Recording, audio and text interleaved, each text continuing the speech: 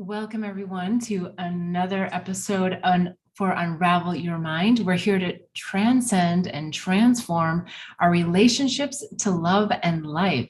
So there's many questions that came in this last week. There's so much going on energetically. I'm really excited to answer the things that are on your mind. So if there's anyone else that's calling in live and you have an additional question, please put it in the chat. If for some reason we don't get to you, I certainly will answer it next week. So yes, bring everything that you want to unravel, anything having to do with transforming relationships to love and life. So let's jump in and get started. I'm going to take a look here at the chat and see what we've got. There's some things that were also pre-submitted. So lots of good stuff. Let me just look here. I think, well, let's start with this one. So the last few months have been really difficult for me emotionally. How are you navigating the energies at play? Well, I think that's a great question because there is so much happening right now. There is lots of energies that I think can be perceived as negative or bad, or emotions that perhaps we're feeling that keep us really just in the feeling. I know being in Southern California, the weather hasn't been helping either. It's been really gloomy, and in the last couple of days, it's gotten really sunny and bright. But it is really a call to go inward. It's that inner wisdom, that soul nudge that is getting you right now. And a lot of it is digging deep into the archives of your subconscious mind, because there's a lot coming up. I think it's a great time right now in humanity because of this. It doesn't feel so great all the time, but we are being offered an opportunity to really feel into what it is that's up for observation and release. So we want to welcome these feelings and emotions, as terrible as sometimes they feel, and really sit with them. Not wallow in them, big difference, but sit with them, sit with these emotions that are coming up, and ask yourself the question, what is this? And explore it. I'd also highly recommend, in addition to welcoming it, because if you shove it down, it just goes deeper and it just comes up bigger the next time. I also recommend that you get that journal out, that notebook, and you just start scribing. I call it remote writing. It's my way of really connecting into source, connecting into my own inner wisdom, my higher self, and also just calling for your guides. This is something that I think is underestimated sometimes. I know that there was a period in my life where I was very connected to my guides, and then there was a period where I didn't spend as much time with my guides. I felt connected all the time. And I don't want to say that I got cocky about it, because I didn't, but I just thought, well, I just want to go to the true north. And what I've come back to realizing is that it really is important to be connecting with our guides and getting wisdom and insights from our guides. And yes, it is a projection. These guides are projections of our higher self. But between here and oneness, there's a lot going on. And our minds aren't always equipped to our spirit, our soul. Everything isn't always 100% all tuned in and tapped in. And so accessing our guides helps to just take away some of that fuzziness and that feeling that things aren't clear, because then you're just getting around the mind and you're actually getting to your soul's plan and your soul's voice and the nudges that it's asking you to make. So action to take. And that's where the inspired action really comes from, is when we're connected and we're journaling and we're getting those hits about what should I do, or how can I shift something? How do I feel about this? It can really help you get into the deeper meaning behind why you're feeling this way. Lots of wounds coming up right now. I think one of the biggest wounds that I'm seeing for myself and for many others in my soul circle here is that big wound, like the wound of separation.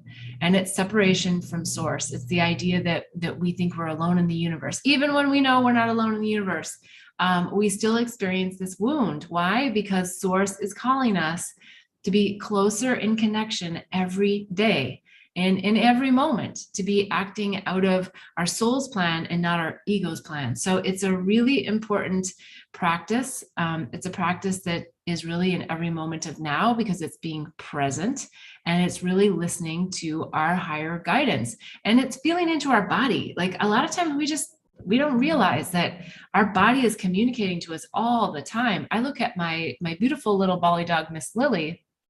She's listening and tuning into her body all the time. She can tell when an earthquake's coming before it even hits, because she's in that real sweet spot of being connected with the energy of Mother Nature and Source, to where she's so sensitive that she gets stuff before it even shows up. She knows when a friend is coming over, when they're approaching my house.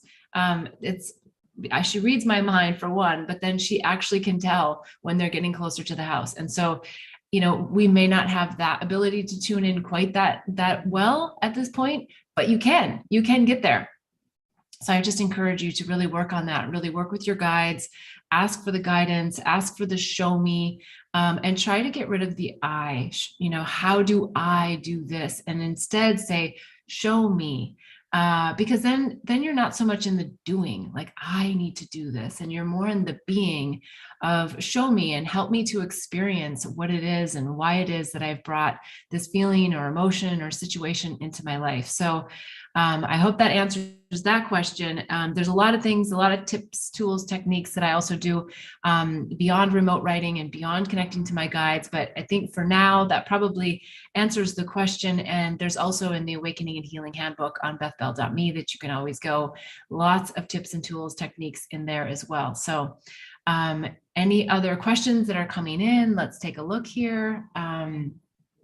Okay, so this one is, you mentioned in your book that you haven't had a TV since 2005. Would you share more about the benefits you think there are not having one? Because I find that watching TV helps me relax and get out of my head. It helps me shift away from my own stories and makes me feel good. Okay, I got it. I understand the point. Yeah, I'm a big no TV person. I just find that my household and the energy of my household is so much more peaceful, because in 2005, when I realized that I was just infiltrating my mind with so many things, watching the news, you think, oh, I got to stay updated. On one hand, that's probably not a terrible idea, but it is that you get infiltrated with stuff that you really don't need to be worrying about, and your subconscious mind doesn't need to get exposed to. Every injury and car crash and tragedy that's happening, it's all going through your subconscious mind. Even if it's just playing in the background, there's an energy line that's coming through. So I like to encourage people to just ditch the TV. Ditch, staying online for hours and hours and watching how the AI wants to navigate you down these roads. The other topic about, TV, Netflix, whatever, that I often have a lot of controversy around when I talk about this, but I really do think that we should really use a lot of discernment when it comes to the types of programs that we're watching. Why? Because yes, your mind is relaxed, and yes, it is a way to sort of feel good, but depending upon the type of program that you're watching, you may be just programming your subconscious mind with a bunch of crap and a bunch of ideas that are not serving your higher good, not motivating you, not helping you with your purpose, not putting you on your soul's plan, but perhaps keeping you more on your ego's plan of needing to fit in a certain way, to have certain things, to experience life in a certain way, when we miss out then on some of the moments that are happening right here, right now. And the beauty of what that is, like the real, like in your body, I don't know, I'm going like this with my hand, but it just feels like, the in your body feelings. And when we just allow our mind to mesmerize us with maybe less than ideal storylines on, Netflix or some of these other stations that have a lot of storylines that just aren't of high vibration. So I would offer that if you want to sit and just have a quiet night and laugh about something, or there's so many different programs, there's so many different places that you can go to that have high vibe programming, right? It could be something like Gaia, where there's a lot of informational stuff, but there's also entertainment there, but it's entertainment in a way that's really connected to your higher self and to your life's journey, as opposed to just numbing you. The other thing I like to say is, if you are watching TV, be present with what you're watching, use discernment, and don't do the other unconscious behaviors like eating or drinking. I think we've just become this multitasking society that we can't actually enjoy some of the things that we're doing because we're doing so many things at one time. So if you want to have a glass of wine, then perhaps enjoy the glass of wine and taste the wine and the flavors and the bouquet and the aroma, and really feel into that. Feel into the person that you may be drinking the glass of wine with, and experience it like tactily in your mouth, in your taste buds. Instead, a lot of times, and Train says yes on this, a lot of times we're just drinking and watching and numbing ourselves.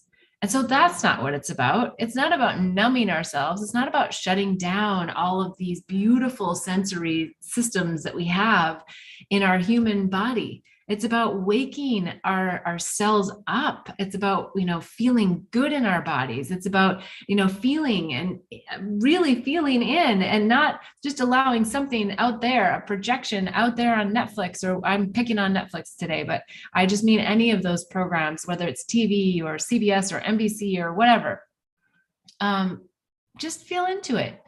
Like, is this a feel good that's like not really giving me the programs that I want? And maybe I should just be more in tune with another human, right? Maybe a phone call to a friend, or a FaceTime, or making plans to go out and seeing other people. That's what's going to raise your oxytocin levels. I guarantee you. The eye contact with others, being present with others, hearing others, having others hear you and feeling validated. That's the good stuff. That's what's getting the oxytocin up and the cortisol levels down. So important. Okay, so I think I went on about that, about why I don't have a TV. And I do think that the subconscious programming that's happening while you're watching these programs night after night after night is huge. And if you're not really feeling into the messages and the storylines that are coming through and being infiltrated into your subconscious mind because you are in a relaxed state, you're not doing yourself good. You're doing yourself probably something more than you can imagine. And it's not about relaxing at that point. It's about, what am I programming my subconscious mind with? So I think I've talked about that enough. I know I sound like I feel like such a school teacher with a little ruler in her hand, but I just don't see a lot of value in a lot of these programs that are out there. So please use your discernment. Okay, let's see what else we've got here. Okay, do you have a guide for exploring psychedelics? I do. In fact, I just relaunched the Awakening and Healing Handbook with another psychedelic section in it. So that is available on bethbell.me. I'm also going to make it available separately, just in case you just want the psychedelics guide. But I highly encourage you to consider the whole Awakening and Healing Handbook, because there's so much in there.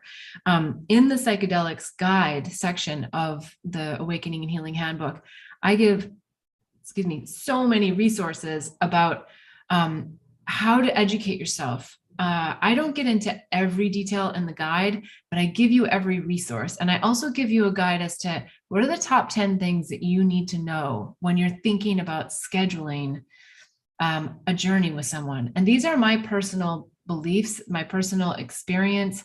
And I really would encourage you to take a look at that, because there's some really important things that I think you need to know before going in. Just, as an example, if you don't have a server that is really, really well trained and understands the medicine, oftentimes these are people who have this in their ancestral lineage. You could be walking into a space that's maybe not that safe. And there are entities and there are other dimensions. And yes, while these are projections of your mind, they are things that can have an impact on you. So having the right setting, and server are so important. And I talk a lot about that in this psychedelics guide that right now is within the Awakening Healing Handbook. But if you look on my books page, I'll have another separate guide just for psychedelics that you can take a look at. There's resources of how to find guides. There's resources if you're experiencing a trip that you really need to integrate more and you don't have an integration coach. There's so much in there. It's jam-packed. I list websites that talk about all of the different modalities, but medicines, whether it's plant-based or some of the synthetic.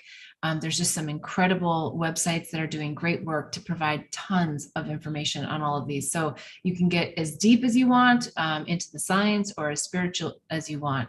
So yeah, please go to bethbell.me and you'll see that I do have a psychedelics guide there.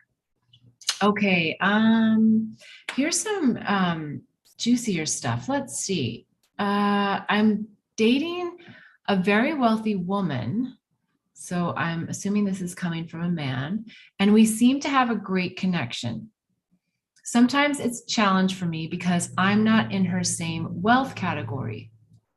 Any advice as to how I can prevent screwing up the relationship because of money? Yeah, this is a great question. And I think I also really find it fun to answer because the roles are a little bit reversed. A lot of times it's the women saying that the men are making more money. And so I love this, that this is, someone being a man being challenged with his masculine. And the first thing that comes to mind is emulate the template. If you're not in the same wealth stream, but you're exposing yourself to someone who is, energetically line up. I'm not saying do everything that they do. I'm not saying spend the money that they spend. Absolutely not. I'm saying line up with the energy of how it feels to be in their presence, assuming that they have a great wealth template, assuming that their wealth template is one of a vibration where they're not using their power with their wealth. And if they are using their power and wealth and they're screwing that all up, I would say get out of the relationship, because you don't want to be in a relationship where someone's going to be leveraging money as power in the romantic relationship. So that's, I guess, another way to look at it is find out right away in the beginning, observe it, feel it in your body. How does it feel like deep inside when I'm with this person, how they use their money in the sense of how attached are they to their money? How do they feel about their money? Do they feel worthy of their money? Do they have an attachment to their money? Ask yourself all these questions, but then feel into your body, because it's this. Don't make it a mental game. If you make it a mental game, then you're not going to get the soul nudges and hits on this. Because a lot of times what happens in these types of relationships is we get a little bit like, ooh, starstruck, and we really enjoy the luxuries that perhaps we haven't had on our own. And then there's a little bit of a hook in there, and that hook becomes wanting to experience all the experiences that you can only have with them because of their wealth. And I'm just saying, have a little caution there, that it's about experiencing them as a person, not what they offer. And so I would also encourage that, if you haven't already, that you perhaps suggest a picnic, or something that resonates for you. I don't know. I wouldn't do a picnic either, but something that is on neutral ground, that doesn't require money, but it's an experience you can have with that other person. And then you can really get into their soul and see, like, well, okay, like all fancy stuff aside, like, how do we feel when we're in each other's presence? What do we talk about? There's just a lot to be said for having those quiet moments, maybe even just on a bench, if you're near the ocean or you're near a park, to go sit together and just sit with each other without anything from the outside, just be in Mother Nature. I think that's always a really great way to see how you can connect with someone. Now, more specifically, because you're a man, and oftentimes the masculine runs a lot of energy wanting to, play the typical man role and to pay and all of that. And I would just say, if talk about it, bring it up in the beginning, just get right into the discussion of, hey, this is where I'm at. I'm not saying you have to tell them what your bank account balance is, but just say, this is where I'm at. Are you okay with that? And, I'd like to pay, but there's times when it might not be realistic for me to pay. And how do you feel about that? How can we navigate that together? Having that conversation up front, I can guarantee will help the relationship down the road and long term. Because what happens is when we just don't speak our truth and we kind of sit back and we're like, oh, let me just see, it creates storylines that will definitely come out later. And I'm thinking now about, this is a little bit different scenario because it was way back many years ago, but thinking about when I was married to Stuart, there was a time early on in our relationship when we were dating, and I had gone back to school and I wasn't making that much money. I was working a part-time job. I was full-time in school, and he was working a really great job and making good money. And I didn't even want to pick the bottle of wine because I felt like, oh, I can't reciprocate. I could not buy him this bottle. So I don't want to suggest a certain bottle that I couldn't buy for him myself. Oh my goodness. It was such a crazy thing. And if I could have just really felt into it and said, hey, I wouldn't be able to buy this bottle of wine myself, but if it's something that you feel good about in your budget, this is the wine that I would choose. Now, look, I'm making it up. I don't know that those would be the exact words. I'm just suggesting that if I could have used my voice and spoke up, I bet you he would have said, oh, honey, choose what you want, stay within this budget, and it's all good. And then I could have voiced my opinion. He could have known that I wasn't hemming and hawing because I was indecisive. I was hemming and hawing because I didn't want to pick a bottle of wine that might be too expensive. And so if I would have just simply said, what's the price range you'd like to stay in? And he could have said, oh, $50. And I could have said, oh, okay, now I can go and I can look and I can choose from this. But instead I sat there. So again, I go on a little bit about that, but I just want to say that played a huge role about power, money, and men in my life from something early on. And men typically love to support and to provide and to gift. So whether you're a man or a woman listening to this, just speak your truth, ask the questions and get on the same page. Just find out hey, where are you with this? And I think that the person that has the greater wealth will appreciate you for your honesty.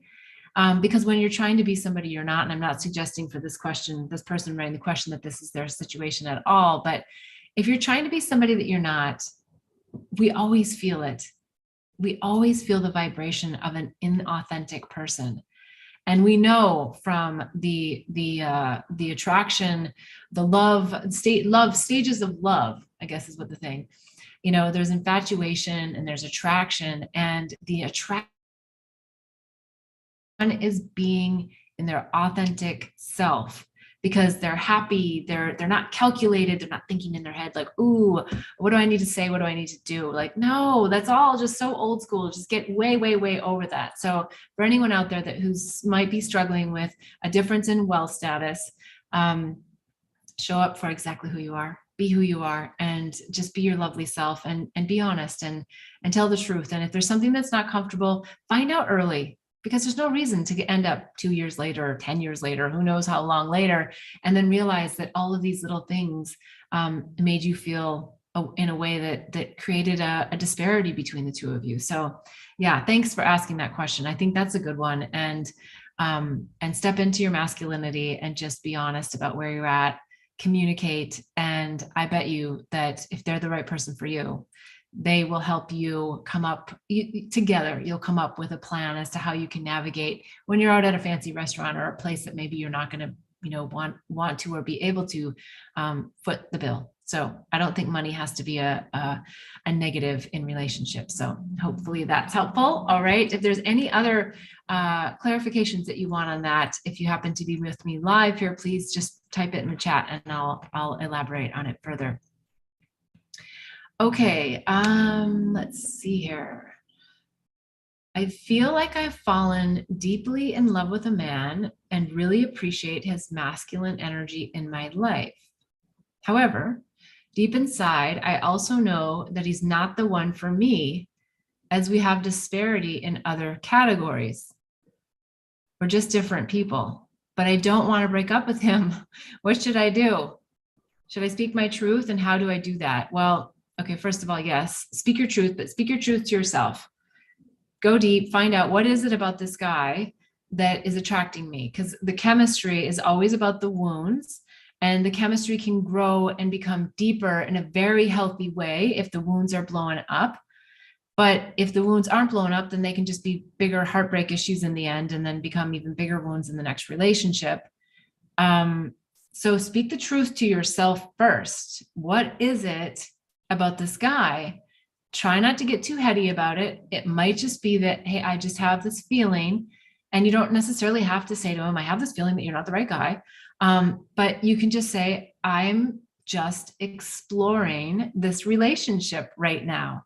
And I don't know where it's going to lead to. I don't know that it's forever.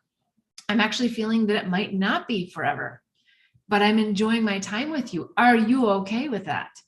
And then let them participate, right? Let them say, no, I really want to, I want to pursue this hard, fast, and go. And then you say, well, that's not exactly where I'm at right now. So maybe we're just at a different place in our life, because I'm really wanting to, and I'm just ad-libbing here, but I'm really wanting to just explore you as a person, right? So oftentimes that happens where one person is much more eager to move the process forward, or they're more infatuated than the other.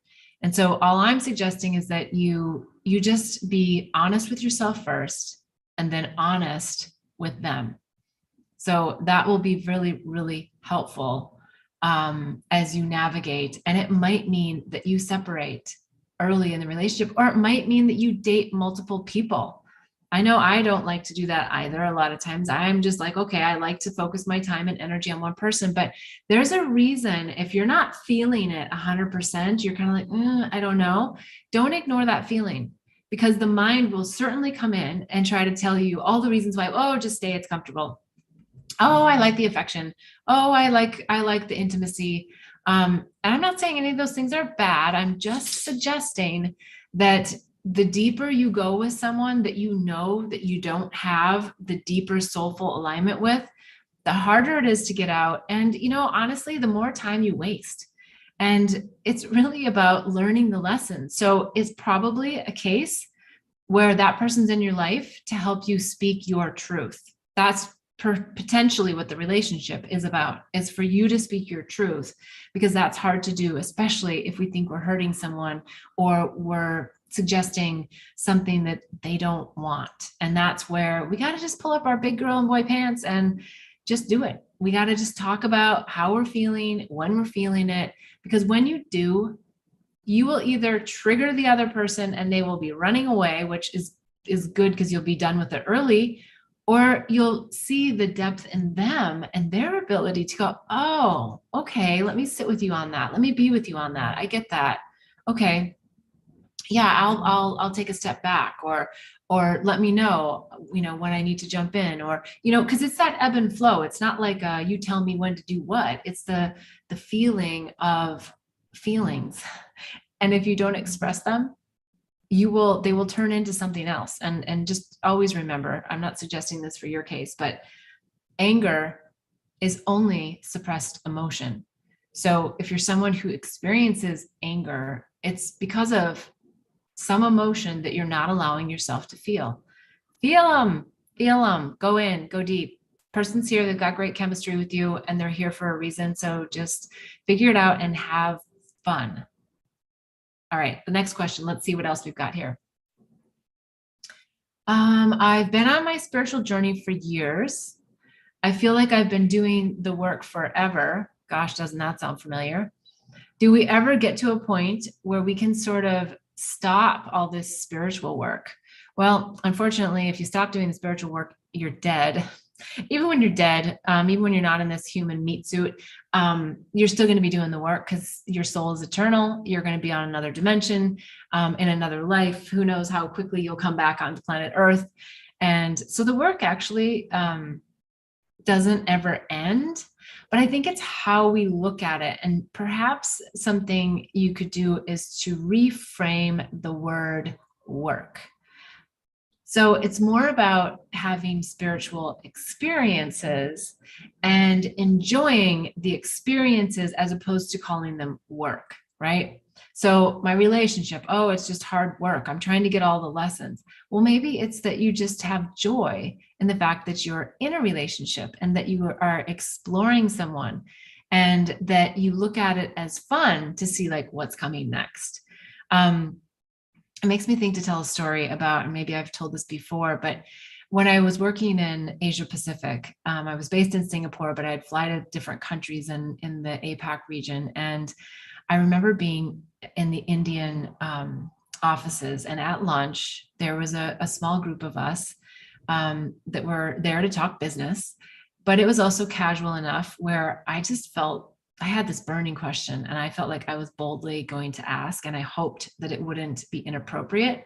And I framed it as best I could by asking if it was okay to ask somewhat of a personal question. And I asked one of the gentlemen, and I said, you can decline to answer if it's not comfortable, but was your marriage arranged? And he said yes, with a big smile on his face. And I just kind of went, oh my goodness, like, how does this happen? I just was thinking like it was something that maybe was from before. And I'll try to tell the story really quick. It was a beautiful answer and one that I just so cherish to this day.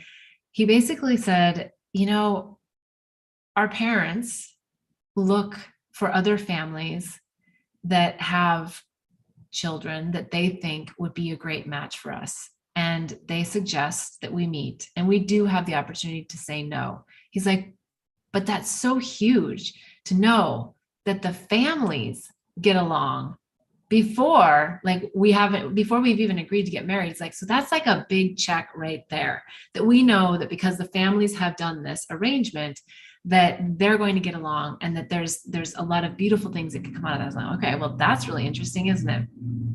And then he said, this was so beautiful. He said, Beth, when my wife, it was arranged at the time, but when my wife walked in, he's like, I just looked at her and I just thought, I hope she says yes, because I knew that she was right for me. So he had this, really great match, and she said yes. And he said, and then I knew that my only job was to explore her soul and get to know her and get to know her soul. And I just thought, oh, how beautiful is that?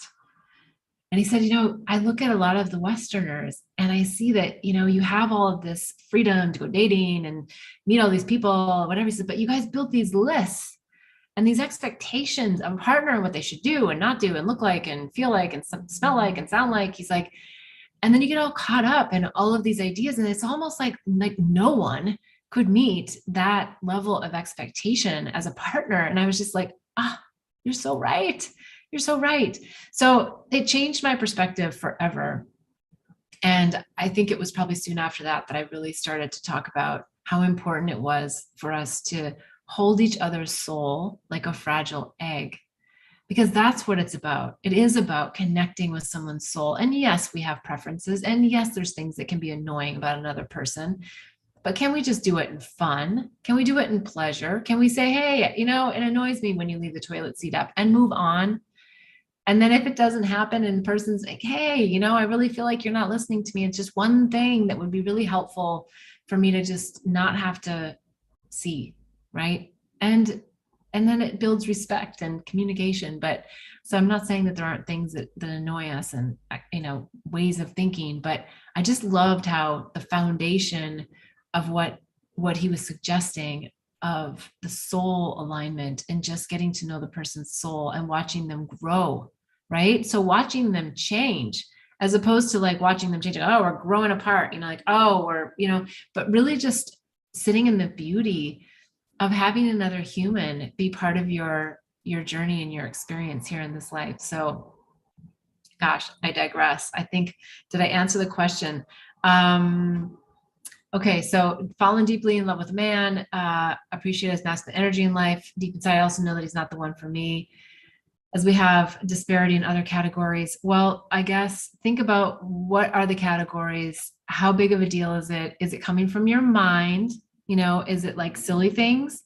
Or is it like bigger things like I believe in God and you don't? Right. So everything else could be a match. But if that's something that's coming forward, and I'm just using that somewhat figuratively, meaning that that one thing could have a lot of weight in your life. If it's something that is like a soul alignment, something that's like, this is me, this is what's important for me, and I need this connection to be with my mate, my partner, then that's not one that that's a non-negotiable. So figure out what are your non-negotiables and what are your negotiables, because there isn't someone that's 100% always gonna, do and say and be exactly what you want them to be. It would be impossible. It wouldn't be any fun. So yeah, but I would say do it earlier rather than later. Don't just stick around because it's comfortable. I think that's the thing that a lot of people do. A lot of women, no, a lot of men, both sexes, because nobody wants to be alone, and a lot of people don't like to be on the dating scene. But you want to be with someone who's really catapulting you in life, not someone who's here to hold you back or to make you, walk through quicksand or learn the same lesson over and over and over again. Like, get the lessons and move on or move in, right? I guess that would be the way I would summarize that one. All right, let's see here. Is there any other live questions in the chat? Okay. I've been on my spiritual journey. I feel like I've been doing the work forever. Do we ever get to the point where we can sort of stop all the spiritual work? Oh my goodness. So now I've overlapped the questions again here. Yeah, I don't think we ever stop the spiritual work. So there we go. It's always happening. It's always ongoing. Embrace it. All right. So I was diagnosed with herpes and I'm struggling to date. It's so difficult to think about having the discussion, and it's easier to not put myself out there. However, I really do want to find a life partner. Any advice? Yes, tons of advice. Oh my goodness. Like, why did I put it on the front of my book, Angels, Herpes, and Psychedelics? Not to make everybody feel uncomfortable and have their hair stand up on the back of their head. Or maybe I did actually, because we got to get through this. Like, look, if you had the flu, people would be bringing you chicken soup and coddling you and like, how can I help you? And what can I do? We got to get there with the herpes virus. Just because it happens to impact the genitals, we got to go beyond this. We got to go way beyond the leper story in the Bible. And we've got to find ways to get, as a society, beyond chastising people for this virus. I think, and I've said this and talked about this so many times, and I have a bunch of videos on this YouTube channel and a playlist for herpes. Please listen. I talked to some other really amazing souls who have really great advice. You got to get beyond your own mind and your own judgment of what you think this means, because we saw with COVID how much virus shame played a role early on. Not so much now, but early on. Don't tell anybody. Don't tell anybody. It's like, no, people, if we're struggling with something, then we need to tell people. And the reality is that when we're moving into a new relationship, you should not have the herpes discussion. You should have the full-blown, where are you at on your journey discussion, along with, let's talk about sexually transmitted diseases as a whole. Let's talk about how many sexual partners we've had. Let's talk about all of those details. Those to me are more important. Knowing where someone's at, how long have they been out of a relationship? Not to be about judgment, but to just be about like, oh, let me just see where your soul is with your own healing and your own heartbreak. And are you ready to go into a relationship? Are you ready to be in an intimate sexual relationship with me? Because they may not be. They may want to be, but they may just be on the rebound. They just may be like, their soul may be fragmented and they're just all over the place. So have all these conversations first. Have these deeper, soulful conversations. I don't care how strong the chemistry is. That can wait. You can tantrically utilize that chemistry without having the sexual intimacy or the sexual intercourse. Talk to your partner, your person you're dating. Talk about it up front. Some people want to use the strategy, oh, let me get them to fall in love with me first. You can, but nobody likes to hear about this stuff down the road. People want to know that you're in your truth now, every day, that if you can speak to them in your truth now, that whenever they need you, you'll speak your truth. You'll tell them the truth. And that, my friend, is the most important thing you can do in a relationship, is speak your truth. It doesn't mean you go out and you tell everybody. It doesn't mean you publish a book that has it on the cover. No, you don't have to do all that. But you got to be in that place where you've built your own confidence about who you are as a person, about your sexual history, about your sexual partners, about your last breakup, about what your struggles still are in your soul's journey. What are you still here to heal? What are you still grappling with? What are my spiritual lessons that I feel like I'm still walking through? Have those discussions first. Talk about, like, what do I fear? Where am I good at loving? Talk about those things. It naturally leads into some of these discussions of, hey, I've really had to work through a lot of trauma in my life. And that trauma was when I got herpes from blah, blah, blah in this situation. And this happened to me. And this is how I felt. And this is how I feel now. And I'm still not over it, or I'm over it, or I want to get over it. I fear rejection. I get it. You might not want to be with me because of it, but I want to talk about it. And I want to talk about it now. I can't tell you how much credibility you are going to get with that other person. And you don't know. They may say to you, oh, I have it too. And you go, oh my God, then there's nothing really to worry about. I don't think there's anything to worry about either way, but we got to get through this.